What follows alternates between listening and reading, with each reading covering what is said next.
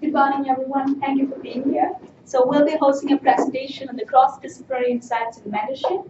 So our presenters today are Professor Fashola, Professor Meredith Burnett, and Professor Mindelyn. So I'll leave it to them. Yeah. Good morning, everybody.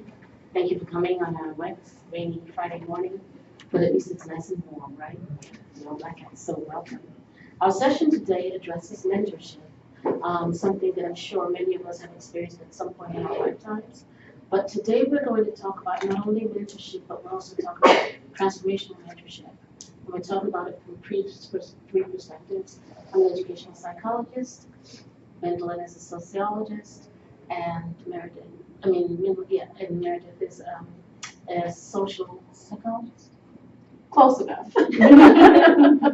And so, one of the things that we wanted to do was to say basically look at common similarities and differences as it relates to mentoring, what things people can take away from this session, and how to explore it.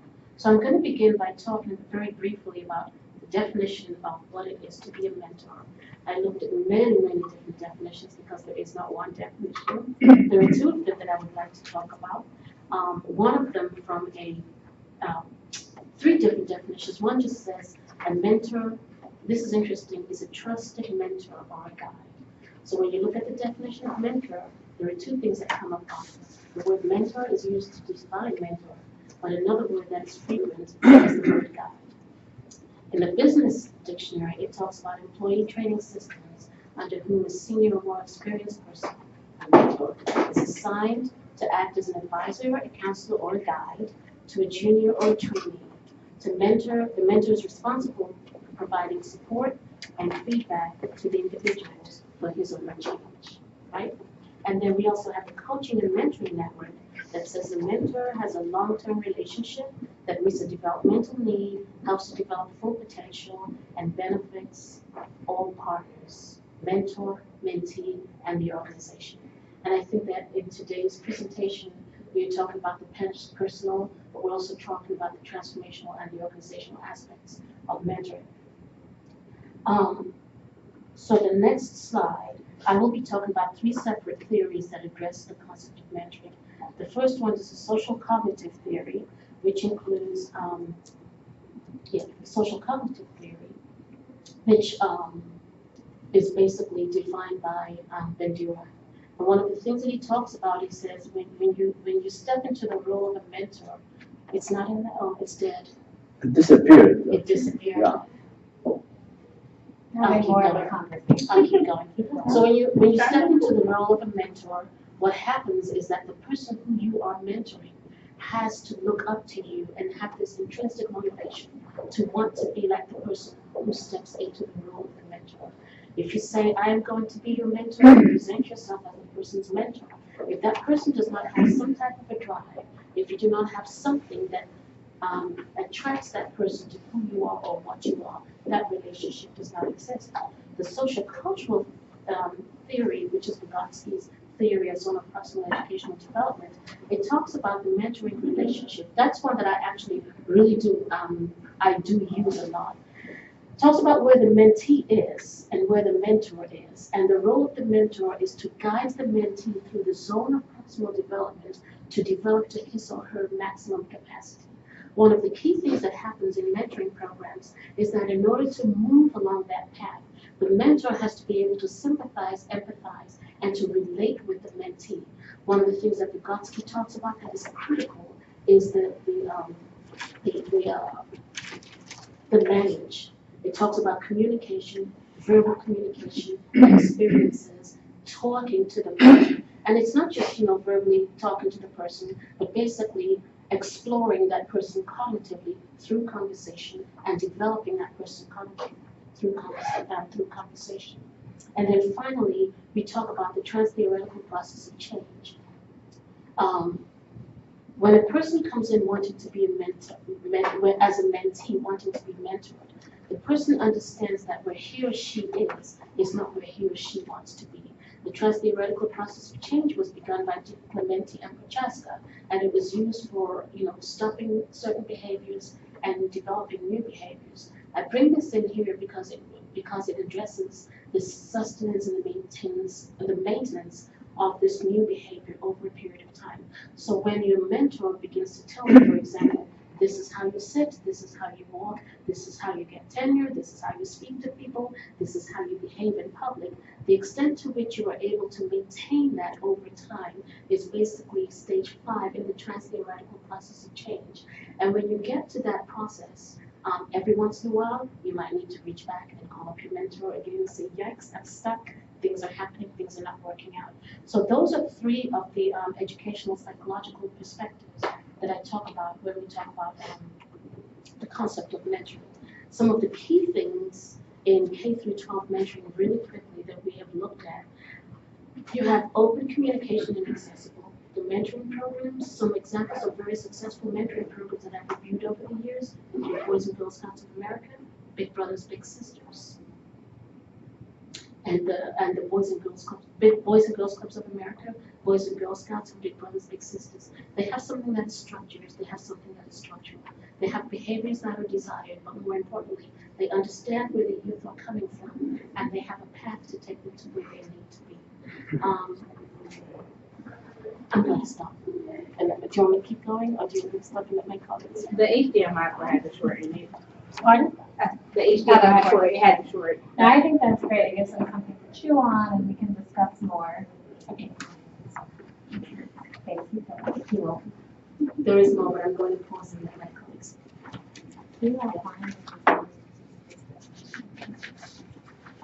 Okay, so what I wanted to talk about is one additional theory of mentorship that you may not have considered before. It's coming from an IO psychology or a business school perspective, and that is a theory of social exchange, Bandura's social exchange theory. And basically what it says is that in organizations, it could be a school system or really any type of organization, any industry that you could imagine, that the more individuals help others, the more help they will receive in return. So it's sort of like the adage, you scratch my back and I'll scratch yours. And I'm coming from a research perspective that has examined some of the consequences of having more supportive relationships in organizations. So maybe you're in an organization or you have a student who's joining an organization or a company where there is no formal mentoring program in place. It is possible for that person to grow in the same way that Tokes described without having a formal mentoring program. Sympathy and empathy, which she mentioned, and relating well to mentees can still exist despite not having a mentoring program. So I conducted 3 studies that I just briefly wanted to mention to you very recently. In the first study, I was looking at employees' perceptions of organizational support. And basically what I found is that if your organization offers a high level of support to their employees, that employees will be more engaging. I used a construct called taking charge. So there is an inverted U-shaped relationship. And basically what that means is you want to offer a moderate level of support to your employees. And when you do so, that empathy that Tokes described and sympathy between employees is going to be at a maximum level. So if it's an inverted U-shaped relationship, you don't want to offer employees too little support. And by the same token, you don't want to offer them too much support, because then they'll take the organization for granted. What you want to do to have more supportive relationships, at least on the part of the organization overall, is offer a moderate level of support to your employees. When that occurs, then you're going to find that your employees are more engaging and they'll feel more supported by their organization overall. So that's the first study that supports social exchange theory. And then that study, by the way, was conducted in Jamaica in an aluminum company among both blue and white collar workers. And then very recently, I conducted a research study that continued to look at this idea of support relationships in organizations to see if there are any other factors that I should consider when examining these relationships. So in the first study, I was looking at employees' perceptions of organizational support and how that made them feel more engaged with others and willing to help others.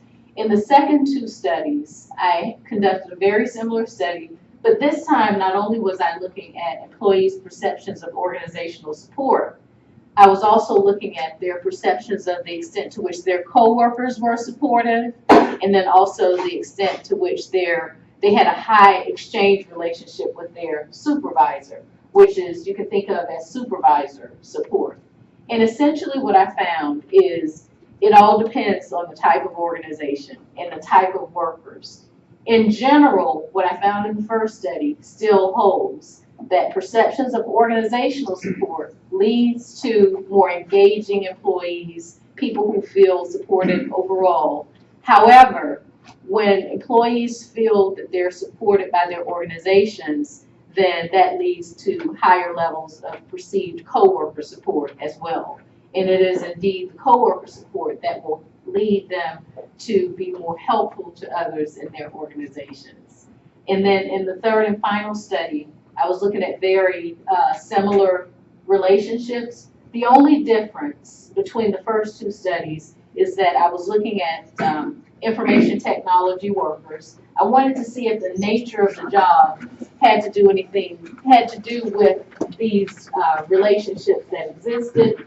And essentially what I found is coworker support, as I mentioned in study 2, that leads to more higher levels of engagement and better exchange relationships, is the mechanism through which that happens is through leader-member exchange, or having a more supportive relationship with your supervisor. So there were three take-home messages from these three studies, is that when organizations offer a moderate level of organizational support to their employees overall, when there are high exchange relationships with supervisors, and when employees perceive that their coworkers are also supportive, they're more likely to be engaging, more likely to help others, more likely to share their knowledge with their colleagues. And again, that's very critical, especially in an organization that does not have a formal mentoring program. Okay, thank you. Thank you, Meredith. Oh. So pretty soon I'll be graduating, and one of the things that worries me is actually that I'll be joining an organization that does not have a formal mentoring program. So what advice do you have regarding this issue?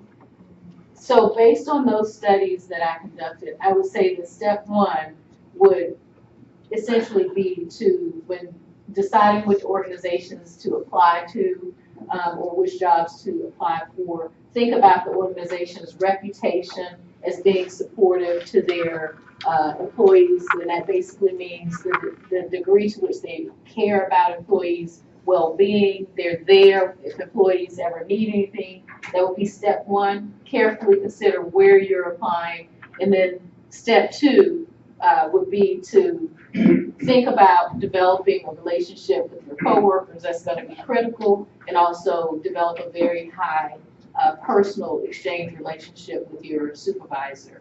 And that will give you the support that you need, particularly in an organization that doesn't have a formal mentoring program. Can I add to that? So when you take a new position in almost any organization, right? What's going to happen is when you interview, there are certain people with whom you are going to connect and you will not. When you first come in as a new person, there are certain people who will reach out to you and some who will not. Latch on to those who reach out to you.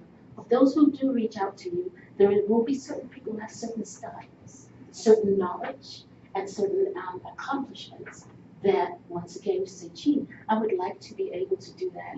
I am a very outgoing person. It might not seem like that right now, but there are different types of mentorship, and I actively pursue my mentors, and I tell them, I need you to help me with this.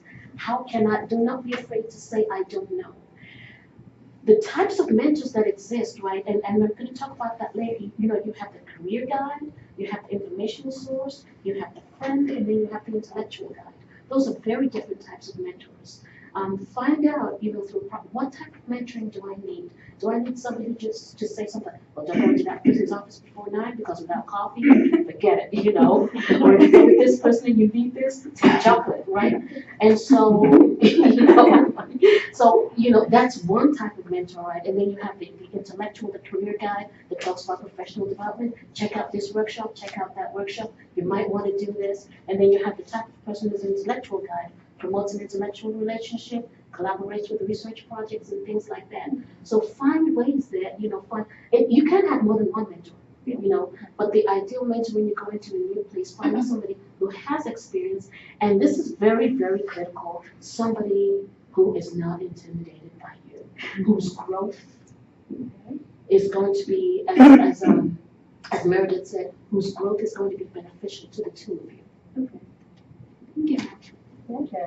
Excellent question. It also leads into a bit of what I want to talk to you about with multidimensional mentoring. And so when you're new into the workforce, definitely follow the great advice of my colleagues here. But as you chart your path in your profession, it's important to reach out beyond your organization that you work for.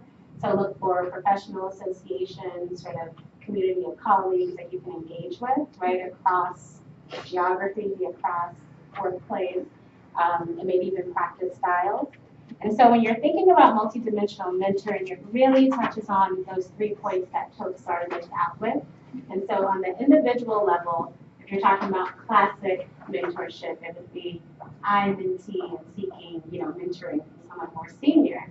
But when you're talking about transformational mentorship, it's really a two-way street, right? And so as you are new and eager and learning and gaining lots of information from your mentor, you are also feeding knowledge and information to them, right? There might be new technological trends, there might be some differences in the workplace when you're starting compared to when he or she started. And so you're also able to help them build their network, build their perspective, better understand how to mentor new generations coming up. And so really it's a two-way street. But ma'am, how is transformational mentoring different from transformational leadership? That is a very good question. I hope my colleagues can chime in as well. I'll share my thoughts and we'll hear more from you too as well. So when you're thinking about transformational mentorship, it can operate on a few different levels. So if you're talking about internal to your organization, there may be people that play different roles that can help you to achieve kind of internal leadership in your organization. And so one of the things that I talk about is leveraging different types of relationships, and I appreciate the typology you laid out for us. Other terms that you may have heard are kind of there are mentors, there are coaches, there are sponsors, I like to say there are cheerleaders, so kind of realizing who these different people are in your organization or in your network and what you can get from them and what you can contribute to them as well. So I believe very strongly that it has to be cyclical, right? It's not just a take-take relationship, there's giving as well. And so the different mentors that Toke's laid out, I won't repeat that, right? We have heard those different roles. But also think about that coach. There are people who really know your organization, really know your role, know your position, and can literally coach you like an athlete, like a sport, right? Through what you need to do to condition yourself for longevity in this field and how to do well. You also have sponsors. These people may be more senior, maybe movers and shakers, they're extremely busy. I have a few of these in my life. I have to get in touch with their assistant who then schedules in some time. But these people are awesome because they'll walk into a room and say, meet him, meet her, and meet her before you leave. They'll take me by the elbow and say, this is Mindelyn, you have to meet her. She recently relocated to DC. She's doing awesome things at AU. Talk to her. You want her. And it may be 30 seconds, but they make that connection for you, and it makes all the difference because they're well known, their reputation is solid, and if Tokes or Meredith says, Mindelyn is your guy, you're going to listen, right? And so kind of being aware of who these different people are, they're not going to be able to coach you. They're not going to be able to meet with you for an hour every week, right? And kind of do that intensive work, but they play an important role as well, and kind of recognizing and realizing those people, right, in your setting. And if you think on yourself, go ahead. I was going to say that transformational mentoring, unlike something that's more transactional, like you think of transactional leadership, would be more task specific. So transactional would be task specific, whereas transformational would be looking at the big picture and the type of mentoring that would last throughout a career as opposed to just on one particular task. So I'll say a little bit more just from the experiential perspective, and I see there's questions bubbling in the audience and my colleagues want to jump in too. And so Meredith gave us some great studies in the workplace, told us about K-12 and just kind of the lay of the land of it. I wanted to talk about it from an experiential perspective. So what does it look like to be engaged in transformational mentorship, right? How might this operate on different levels? And so in one way, I'll talk about a fellowship program that its goal was really to kind of change the way that we practice evaluation, especially in foundation contexts. And foundations are major funders and doing different types of evaluation. And so the way that it operated multidimensionally is that it identified mid-career professionals throughout the United States. It also identified senior level evaluators who have been working in a number of different fields throughout the United States. There was pre-planning, right, of 2 years with a very extensive board that was not only with the sort of founding foundation, if you will, but their partners. And so this is something that's not about the individual, it's not just about the senior mentor, it's not about a specific organization, but how can we transform our field? And how can we do it on multiple levels? So having these conversations, putting the resources behind it, being very intentional about who you bring to the room and how you bring them together. And so when you're talking about the group level, you kind of set your values for the group. You know, here's what we're doing, here's what we are about, this is why we need you, involved, right? And again, you invite all those players to the table. You invite the big names who can kind of come and spark a fire under everyone in the room, but then also talk about the program more widely to others. You invite those that are going to commit the time, very time-intensive work to transform the field in the way, and then you invite those that are mid-career, reaching up to senior level, who can get into different organizations and really kind of spread, right, this new knowledge, this new language, this new practice and way of being. And so when you talk about the organizational level, it's important to move beyond your workplace or your organization if you're talking about transforming the field, right? Whatever your field might be, you have to have these conversations between different groups. Think about it not as a competition, but as partnership. And I'm sure you have something more to say about that in the business context, because we don't always think about partnership or competition, in different ways. But when you're operating at those different levels, you also set a plan of sustainability. So this is an initiative that has a strict timeline. It's going to end at some point. But the idea is that you want the momentum to continue to go. And so when you have different partnerships that are formed, new organizations that are formed, it has legs, and it will continue beyond your original investment. So when you move from new in the workplace to mid-career to senior, look for these things that kind of allow you to have these synergies and nexus across organization, geography, and colleagues. Another thing that I wanted to touch on briefly is that we talked about the transformational mentoring, right? And what's the difference between that and transformational leadership? One of the differences is that it's a symbiotic relationship. You are benefiting and your mentor is benefiting. You are changing and your mentor is changing when you talk about transformational mentoring. Another interesting thing, though, is that a mentoring program is not always going to be forever.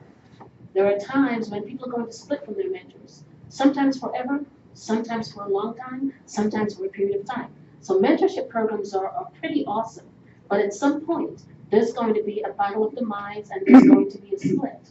However, the lessons that you have learned from that mentor, the things that you have learned from that relationship should be able to transform you in two ways. Number one, what you learn is yours to keep. But number two, you know what not to do when you are in that type of a position. And it doesn't necessarily mean the other person is good or bad or ugly, but it means that there's certain things that For example, if I'm going to get into work before 9 o'clock, I will bring my own coffee so that I'm not a monster when somebody comes to me at 9 o'clock and says, I have a question. Do you see what I'm saying? So those are some things that we can learn from, previous relationships. But as I said, a few seconds ago, mentoring is absolutely wonderful. Mentoring is absolutely amazing. But sometimes there are time limits on mentoring for different reasons. And when that happens, it just happens. In some cases, you meet up again in 5 years, you meet up again in 30 years, you meet up again in 20 years. But one of the key things is it is good for people who have mentored you, regardless of the relationship, to know that you are moving on, that you have blossomed and that you have transformed.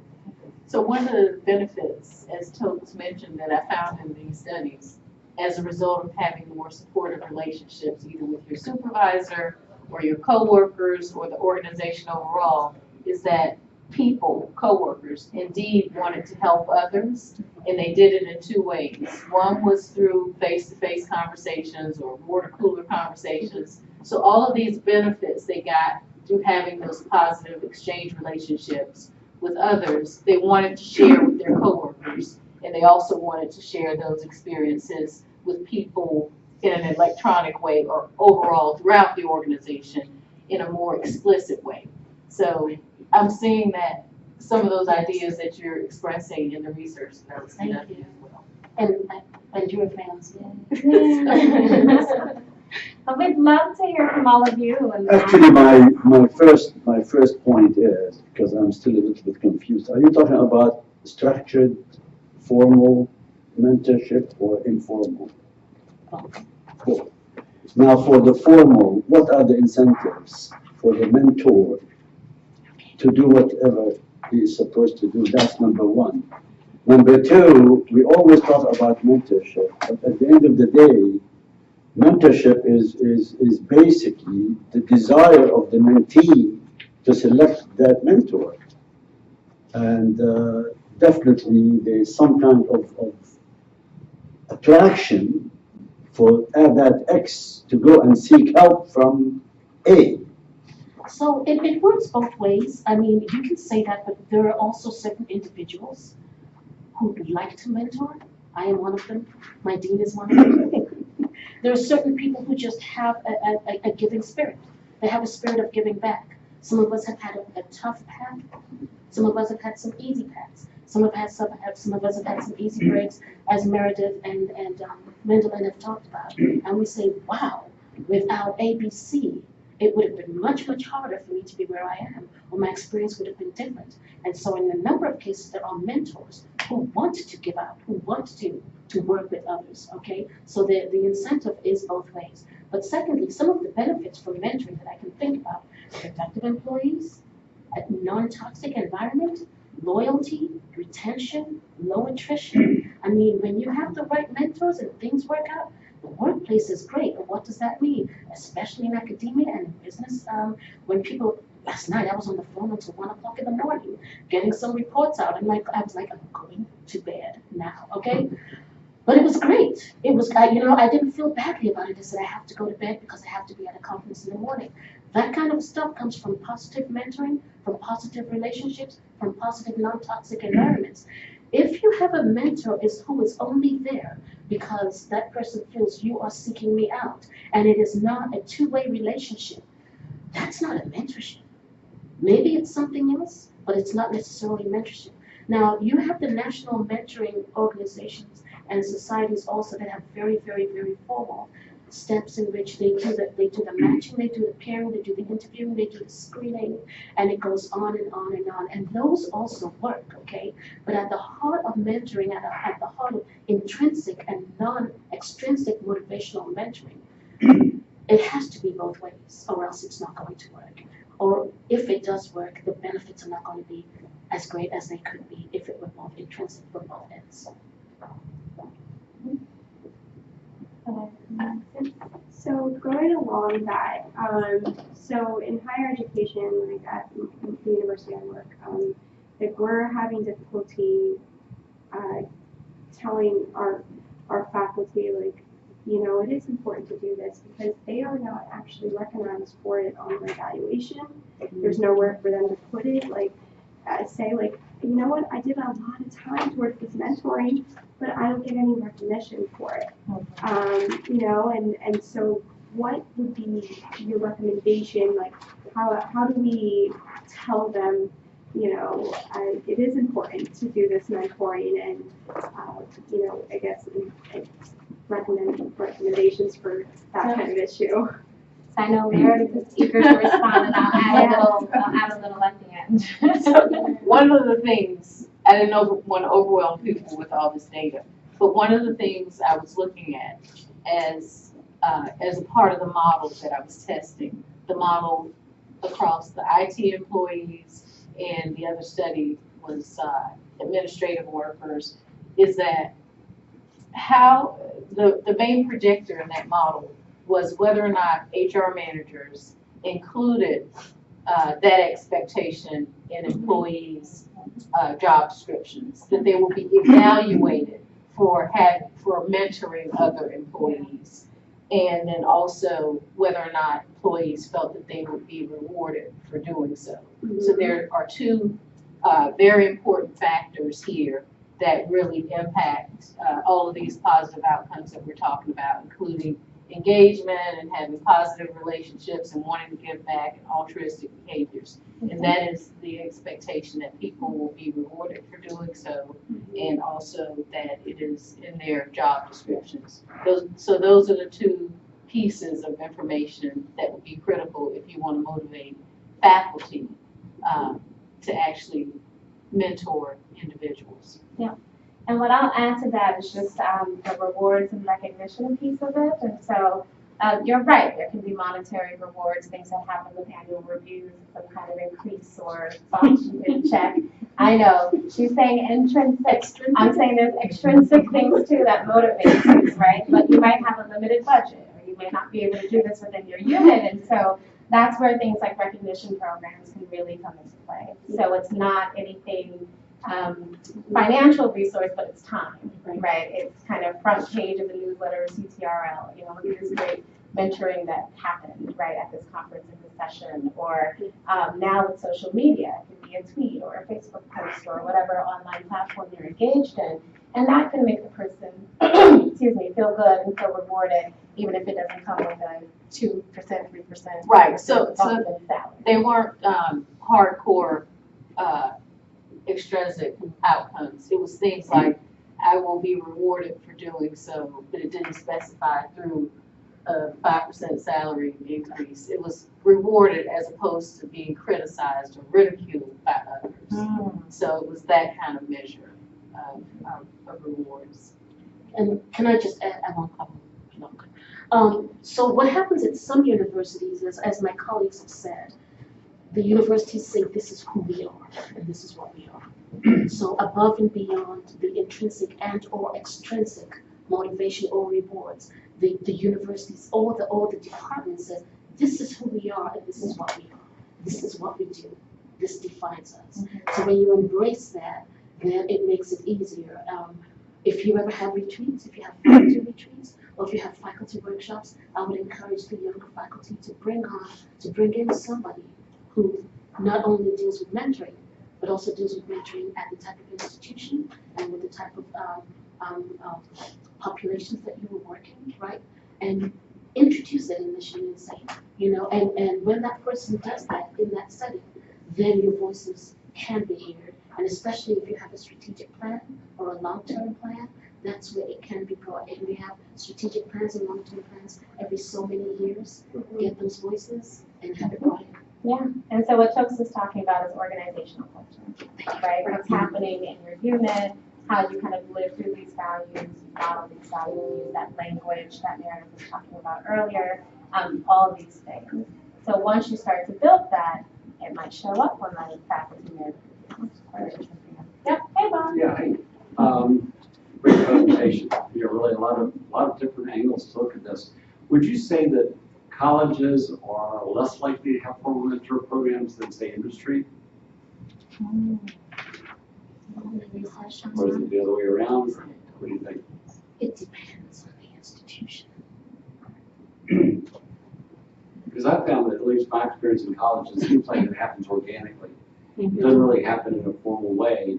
And it happens not just at the entry point of your career, but it could be in your 30s, 40s. And I can think of mentors I've had that, in addition to, propping me up at times, giving me hard advice, they also navigated me from kind of very difficult political situations that allowed us to get to where we're going. So they kind of removed the obstacles, or at least made me aware of the potential obstacles and prepare for those. So, I can really identify with a lot of what you said, right, about intrinsic rewards, because this person I know didn't get any additional increase, but I think they're at a point in their career where the intrinsic is much more important than the extrinsic. Absolutely. Or measured in different ways, right? You get to leave a legacy. Yeah. You get to have your imprint on different people. I know Jill is very excited about this. Part of the reason why I'm up here today, right? She gets to mail out her soldiers right, in different ways. Did you want to say something? You're the IO person. Well, I think I can share some here. When it comes to industry and educational institutions, I think in the industry there is more need for mentorship, and simply because at the end of the day we are going to measure the performance of the workforce at the end of the day by financial means.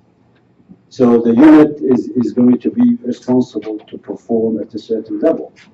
In academia, I think the mentorship between professors and students is quite different from young professors to more senior professors, which I found as somebody who moved from academia to industry to academia, is that by nature, I think young professors, they don't want to open their doors for suggestions from more senior professors. That's my experience. Yeah, it is very interesting. Somebody who taught more than 8,000 students so far in 2 levels, but they want to be the master of the universe in their own classroom because they are still new and they want to prove themselves. But let me conclude by saying, at the end of the day, somebody who has been involved in mentoring in education and industry, at the end of the day, the most motivational factor is personal satisfaction. There is no monetary value to being a mentor except feeling good about it as a mentor. One thing Jill and I were talking about at the table talk this morning was the role of vulnerability and the power of vulnerability. We were speaking in terms of faculty sharing vulnerabilities with students and how that can be a real trust building process, if you will. If you go into class and a question comes up and you say, I don't know the answer, but let's think through it together, that can be really powerful and trust building.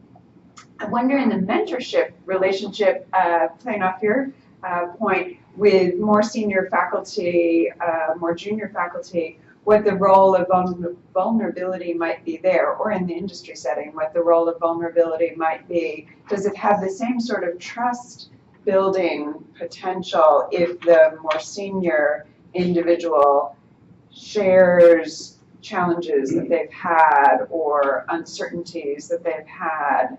How does that impact the relationship, or do they need to be the master of the universe, if you will, to be an effective mentor?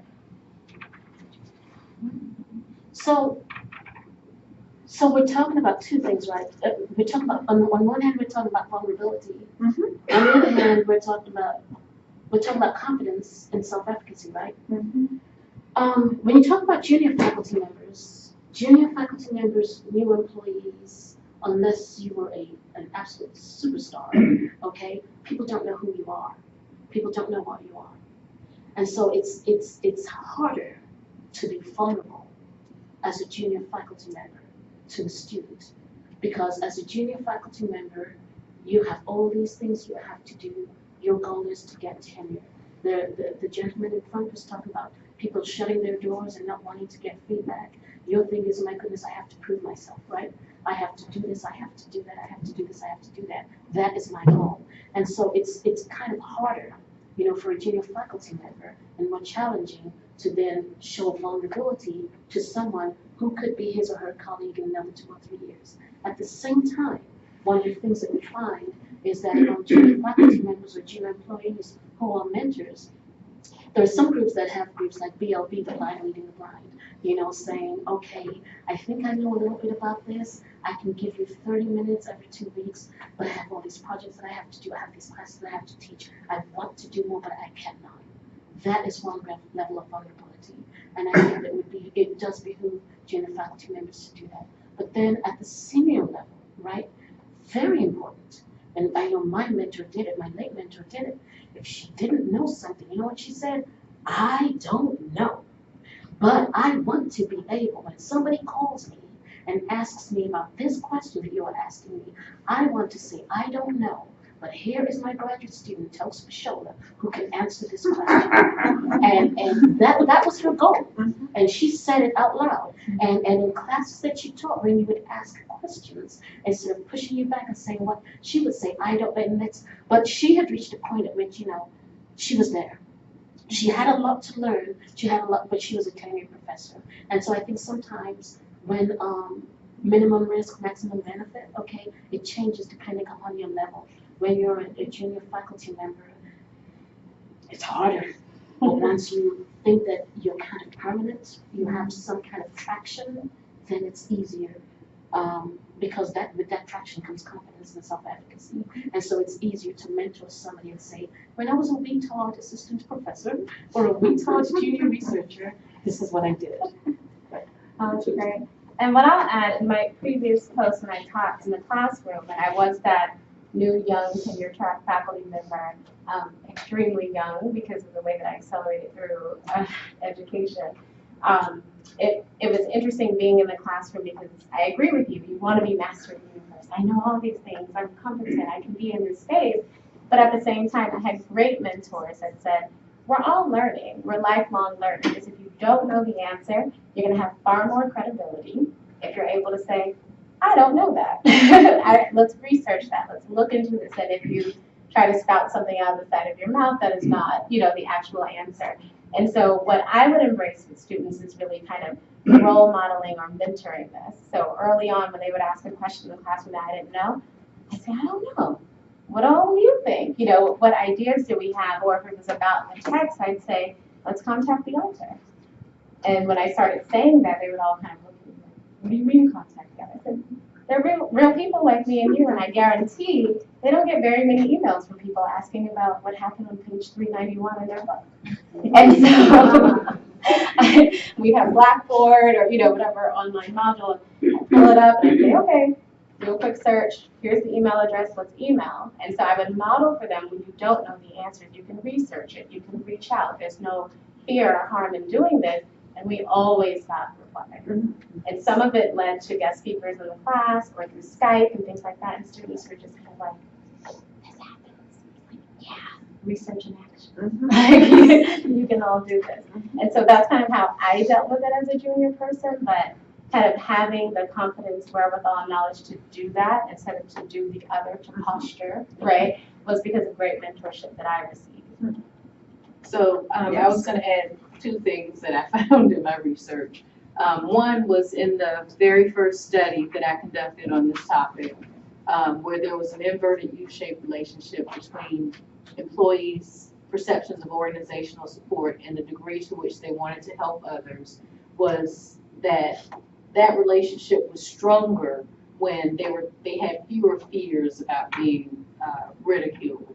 And then the second one is very similar. I also found that having more self-efficacy or less vulnerability would also strengthen the relationship between having supportive relationships and engaging in more helpful or knowledge-sharing behaviors with others in the organization. So I saw exactly what you're saying, both of you, in the research that I conducted. Cheryl?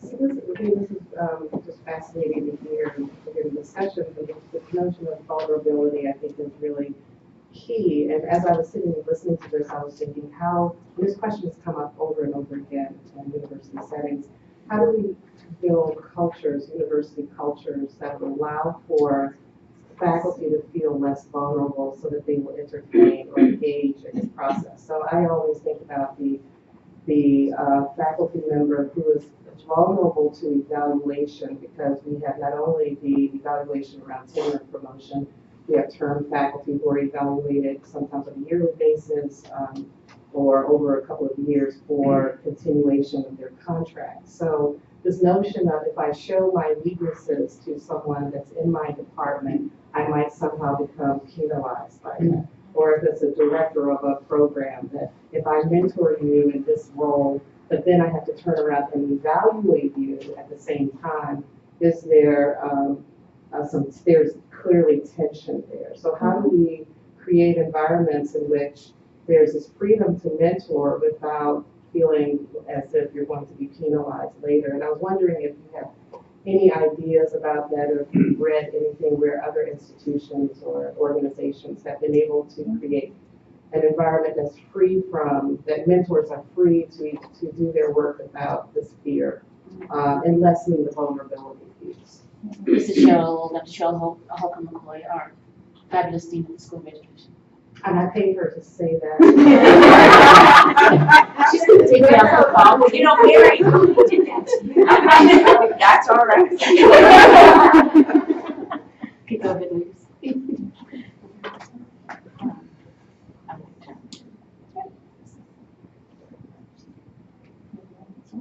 You can up and talk about it. I can if you want me to, but you can. There's no right or wrong. I'm just wondering. So now, part of what I think about again is if you get back, so we're at a very exciting stage now at AU because we're going through strategic planning at the university level, right, with our new president, and kind of thinking through what do we want AU to be in the 21st century? What do we want to be about? What kind of faculty and colleague relations do we want to have? What kind of student campus environment do we really want to promote? And so this is a great stage of kind of introspection, conversation, reflection, and forward planning to think about how might this resonate through multiple levels and units of the university. Meredith, the reason why I kind of said I was thinking a bit about the work that's happening around diversity that you two and others in the room have been working on, and kind of what does this mean if we stand by diversity and we feel that it's very important for us to embrace at multiple levels of the university. How does it show up? How does it show up in recruitment, retention, right? How does it show up at the entry and exit? How does it show up with staff as well as faculty and students? And so this is a time when we can kind of have a holistic review to really talk about where are we now, have these honest conversations, these crucial conversations. Phil is not here, but I'll talk about that. You know, what does it mean to be honest with where we are and where we want to be? How do we get there? And that is what I've seen in institutions that leads to that transformation, because you get everyone on the same page, right? You have everyone doing the work. You go through a thorough review, right, of practices, processes, policies, so that it's not just lip service. You're actually saying how this resonates throughout. It's not easy work. It's not quick work, but that's part of what you have to do, especially many of us have worked in different settings with different colleagues. Some places are pretty toxic. Yes. Some places are pretty toxic. And so that work, you know, requires a bit more different approaches to it. Sometimes you need external insight, voices. We have a number of consultants around that are helping us in these ways, because you do need that external to come in and say, I know this is how things have worked for the past decade, 2 decades, 3 decades, but here is where higher education is going. Here's where industry is going. Here's where the world is going. So you can get ahead of this, or you can come up behind it. So it takes work, it takes commitment, it takes resources, but it's definitely doable. I'm encouraged by what I'm seeing here at AU. I can tell all of you. So I started out the session talking about, you know, the three, talked about Bandura, but I also talked about Vygotsky and the zone of proximal educational development, and I talked about the guide, the more capable other, who is a person who is supposed to guide you from where you are to where you need to be. The vulnerable person is maybe in stage 1 or stage 2 of 10 stages. If your mentor, who is supposed to be your guide, That person is not supposed to put up blocks till you get into level 10. If that person is unable to do that, or if the mentee at any point feels that obstacles are going to be put up, or somebody is taking everything that I am telling him or her to use in retaliation and create a toxic relationship and environment for me as a whole, that person, that organization should have some safety areas, right? So there has to be more than one person who is in charge of your destination, who is in charge of your evaluation and your success. It is the responsibility of the organization. It is the responsibility of the organization to know who the toxic mentors are, to know who those people are, and be able to rein them in. It is critical that the organization know not just, oh yeah, that's how that person is, but understand that that is somebody who puts roadblocks in front of people who are trying to develop, and rein those individuals in. We talked about this is who we are. That's a part of who we are and what we are. We don't do this. You will not mentor for a year. You will not mentor for 6 months. You can go through this training program. You can do this because we want to develop this young person. I think that people need to understand that the institutions brought them in because the institutions believed that they could succeed, understanding and knowing that we all have vulnerabilities. And if there are any roadblocks or any issues that are going on between the mentor and the mentee, that vulnerable junior person or person needs to understand that he or she has many, many resources. And this is where, as Mindelyn said, and as Meredith said, HR plays a critical role. Not only in giving incentives, but HR plays a critical role at looking at the number of times that junior people have said things like, I cannot trust blank, I will not work with blank, the relationship with blank, and it's HR's job to bring the person in addition to the senior administrators and the senior people in the university, pull you in and say, this is not how we do it. We may have another role for you, but this is not it. I'll tell you 1 second story. I was taking tickets at a gate at a jazz festival, and I was really tough. And they kept, no, I'm sorry, I was a wine and cheese girl at a jazz festival. And people say, hey, don't you say hey to me, you call me ma'am. And they poke me. And finally, the organizer was like, you know what, Toast, we have a new role for you. And I was no longer a wine and cheese girl, and I became the youngest member of the security team. I was the smallest. I was like this, you know. But that is the case where the organization just says, nah, it's not going to work because that's what they do. And now pull her away. And do you see what I'm saying? But this is where they, if you are not built for that, if you are not meant for that, to pull you away. Does that answer the question? Sorry for the story. So I know, I saw Beth's hand, I saw your hand. Just a quick comment, when you talk about toxic individuals, I think you also have to have a work environment where people feel comfortable talking about those toxic individuals and don't feel that they can go to HR without retaliation. Yes. And that's the linchpin to be able to have people disclose when these kind of things happen, that you're not going to have that retaliation. So two of the outcomes that I was looked at 2 outcomes, people having conversations with others at water coolers or in interpersonal conversations, but the other looked at people's likelihood of sharing their insights or experiences using an electronic database where they could do so anonymously or without fear of being ridiculed by others for the information that they share.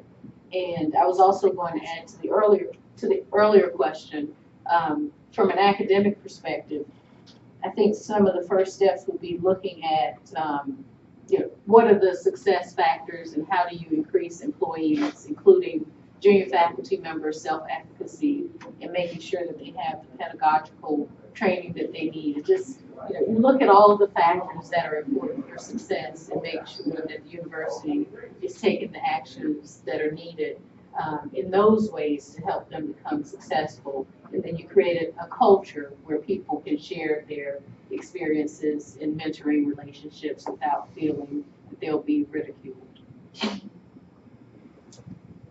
I'm coming into the academic, relatively speaking, academic environment, working in cultural institutions. A couple of things. One is that I found when I was the head of an institution, complex, small but complex institution with several museums in the public library system, and directors reporting to me from each of them. There was a lot of, I guess for lack of a better word, toxicity in the environment. And what I had us develop was what came to be known as a tapestry of values. In a business hierarchy, you could think of it as a creed, perhaps, which is an unusual word to think about in the business context. So just think of it as being some kind of God. And it was really about behavior. And it was about how people respected each other within the organization, with our library users and visitors, how we engaged with the community as a whole. There were 6 or 7 points that in this. And I had that reviewed with the directors, but also with working groups, in ad hoc groups of staff at a variety of different levels from across the various operating units. So it wasn't just a top-down thing, it was interacting to get participation and all of it. Because the challenge, I think, in many organizations is that we think top-down, oh, if we apply this, it will work. And it really takes an enormous amount of conversation with people. And the larger the organization, the more conversation. The other piece that I added to evaluation of the directors, that I explained was a factor called manner of performance. I.e., you could do everything perfectly, but if you did it by walking over other people, or if you didn't care for it, or there was something about it, even though others might not see it, but there's a rumble, that's going to affect how you're evaluated.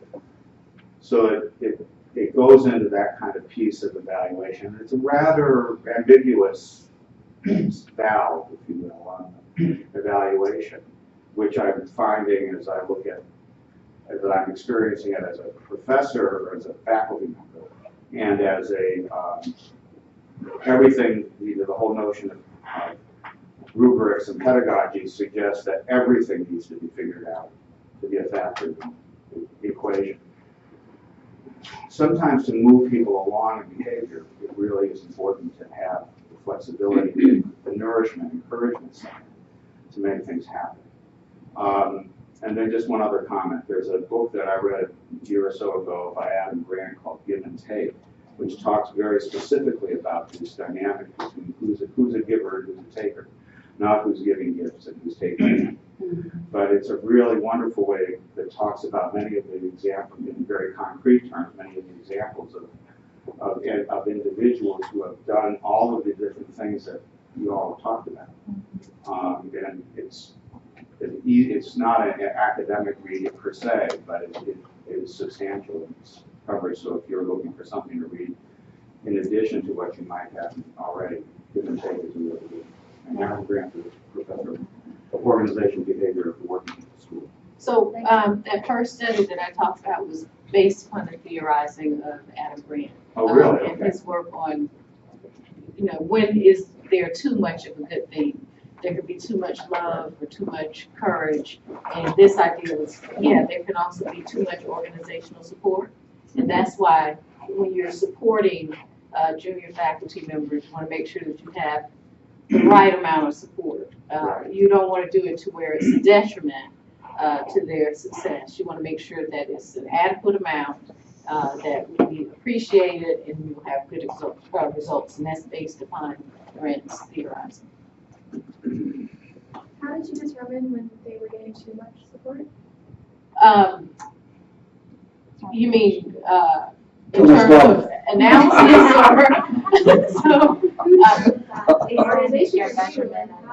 so I asked them questions. There were about 8 questions on a survey that asked them how much support they were getting from their organizations, and then I looked at levels of support and the outcomes that were associated with each level. Okay. So that's how I determined. And saw a shift. Exactly. There was an inflection point. After a certain level, the amount of helping behavior that employees began to give to others began to taper off. So a lot of this conversation is making me think about emotional intelligence and I guess we've been talking about vulnerability and like, and so I'm coming from the world of education, kind of from K-12 and transitioning into this space.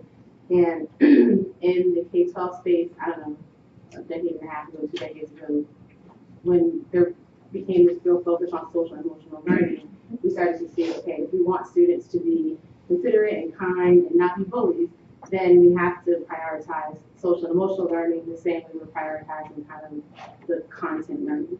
And when Chokes was talking about toxic folks and everyone kind of knows who the toxic person is, looking to say, okay, that's a person who maybe is not as high up with their emotional intelligence as we might like them to be. We want to bump up their warm fuzziness, so to speak.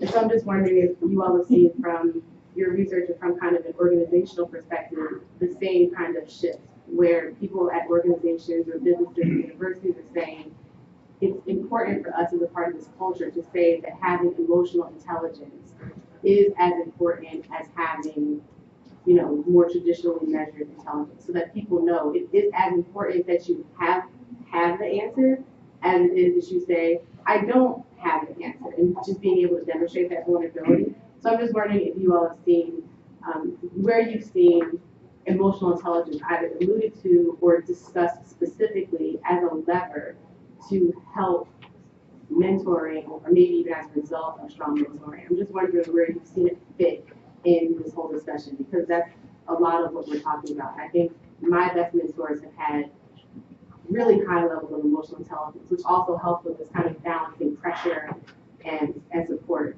So that's my question.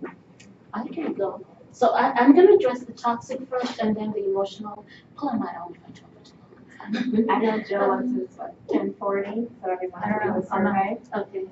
That's okay. Yeah. So the toxicity thing, what is interesting about the toxicity issue is that many toxic people are also very powerful people who care about money. Right. Okay, so you very seldom, if you happen to be a toxic person, that person's like, forget this place, I'm out of here, right? But the organization has invested and almost helped to fester that person's toxic personality by making excuses as that person climbed either over people or on people all the way to the top. But that person has either been really, really brilliant or really, really resourceful and brought in a whole lot of money, okay? So that is really rough. But what ends up happening is that I think in some cases the organization gains emotional intelligence when at some point some light goes off, theoretical process of change, something happens and the person says, wait a minute, you just stepped overboard. That was wrong. The problem with that is that that person has stepped on and broken so many backs in the process, okay? And then finally, the organization kind of sees the light and say, we're a nicer, more caring. The positive thing for you though, child trends. And I'm on the National Research Advisory Committee for Communities in Schools, Child Trends, Communities in Schools, and I think the Search Institute, a number of people at this level, K through 12, are starting to do a lot of work on emotional intelligence, okay, at the K through 12 level. So Child Trends just came out with something. I can't say what it was because it was embargoed, but you got to see kind of some of it until it comes out.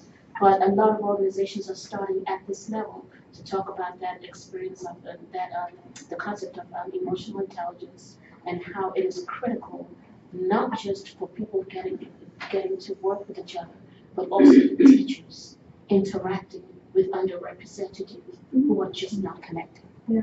And even in practice here in DC Public Schools, right, with the new chancellor coming in, that's one of his 5 initiatives. It's around social emotional learning, and it's not just for the students, right? It's for the staff and the teachers as well. So you can see it in our own school district right here, and other schools and practice.